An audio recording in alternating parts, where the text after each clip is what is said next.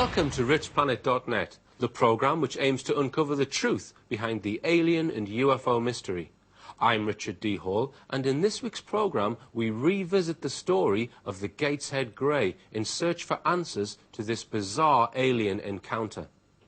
For those who have not seen the original Gateshead Grey, here's a quick recap. One evening, about a week before the presentation, I received a call from a Geordie gentleman. He asked me if I was the one giving the talk. He then said, "Well, I've seen them," and over the next half hour proceeded to tell me the most fascinating story about a UFO and alien visitation. Robert Hall was just 5 years old when the events took place, and he described how a UFO appeared behind an invisible barrier in his street. He and another boy were abducted, taken on board the craft, and examined by horrible creatures. His uncle Ernie, a coal merchant, lived in the next street, and also witnessed one of the creatures. Well, I was put it this way, I was pushed out into the street when I was about 4. Right, but I was brilliant. You know what I mean? We're watching a whole lot of soldiers marching along Chowell Road. After about 3 hours, we got sick of it. There was too many, it kept going on, we're getting colder. Wanted something to eat. So we lived in Headley Street, you see, so we both run down to go around the back lane to our houses. You know when you look through a fire and it's wobbly? Well, that seemed to be the barrier. All you could see is the railway because we didn't see it till we got through this like a barrier. And we're under these horrible creatures, and they got a hold of it. And when they were, Hold of this other lad as well, then? yeah, and they took us both along. And the horrible looking things, there was about 18 and 19 creatures, the horrible looking things. Can you describe what they look like? Well, there was one, I know you're gonna take the mick. One was like Bigfoot. He was very tall, and the others were small, about 4 foot. And they were horrible ones. One had like a diver's mask on him, and one of the creatures, he was very good looking bloke, one of the aliens.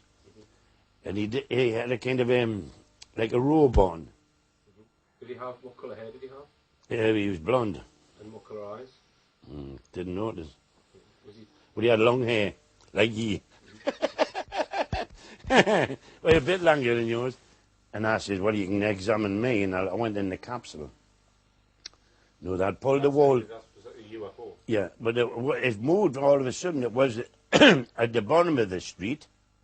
And they took it from there and they put it into the back yard. We walked through, he took me through into there, examined this, took some blood out of the back of my neck. He said, if you lift your head up, you'll be killed instantly. And I was petrified, or need pain myself. And I stood beside these other creatures. They were like men, but the tallest one was about 4 foot. And they went down to about 2 foot. There was 3 of them. And these other ones, they were all horrible looking creatures. No, And this was on board the craft? No, outside the craft. Outside the craft? Yeah, and this was in the back lane. Right. But you see, with them, about 18 of them, they were right along the lane, right around we. We couldn't run that way, couldn't run anywhere. And apart from the boy that you mentioned, was there any other children or any... Yeah, they were trying to... The girls went into hysteric, they were, what do you call it, hysteria. They were trying to get over the fences, to get over the railway to get away. The big tall one was like, I know you're going to see it daft, but it was like Bigfoot. He got ahead of the other lad. He says, Rob, run. And I run up the back lane, straight up the street to Mona Holland's paper shop. And I says, the soldier says, some horrible creatures doing the lane. Oh, he says, it's children having a game, man. I says, look at the marks on my face, man. I says, it isn't. Of course, the soldier officer says, come on, there's a pistol. Go round the corner. Make me still look big. He come around the corner, when he seen what went on, he fired a pistol. All hell broke loose on Chowell Road. The men were running all over the place, you know. So the actual craft itself that you saw... It went up a height after that. Went up the height. But what I couldn't figure out for years where all them creatures went. They couldn't get in the small craft. After Robert Hall's UFO sighting and abduction, he told his parents about the creatures, but they did not believe him. And he was told to keep quiet about it. This is by no means the end of this incredible story. About 3 days later, things took an even more bizarre twist. In the morning, Robert was going to the local shop for his father's newspaper. Then I went to this shop, Mona Hollands, to get my father's paper. A grey come after us up the back lane. I run like out. Grey was on us like a shot. And I was a hell of a good runner. And now, as I screamed, my uncle only smashed its head in with a shovel. And he says, come on, I've never seen out like it. And he says, get Sergeant Brooks on Southwell Road. He'd be just coming off duty now. So I run to Southwell Road and Sergeant Brooks come along. I says, he's killed it. He says, killed what? And he went for his truncheon and had the old-fashioned police mark on, and he come around the corner. He said, by God, and he was crossing himself and praying. He says, I've never seen out like it. They put it on a coal sack and pulled it into the backyard, into the coal place is still there to this day. They pulled it into there. You see, you get yourself away home. I says, no, I've been telling you the damn truth.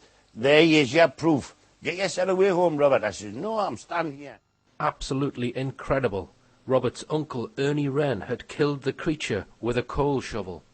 This is the precise spot where the alien was hit over the head with the shovel. BOOSHH! About 20 minutes later, according to Robert, a vehicle took the dead creature's body to a place where it could be hidden until authorities were informed. According to him, the hiding place was underneath St. Cuthbert's Church on Bensham Road, about half a mile from the incident. He said there were some steps at the back of the church which led underneath, down which the alien was taken and then stored for 3 months. I'm just standing now at the top of the steps by the side of the church where the alien was taken. I'm just going to go down the steps. See, it's not very pleasant down here. The steps are very narrow. Okay. And there is a chamber. It smells not too good either. There's a chamber underneath here somewhere. Hello? It's a little chamber which is about, let's say about 12 feet by 8 feet. And we're underneath the floor of the church here. You can see this. An ideal place to store a dead alien.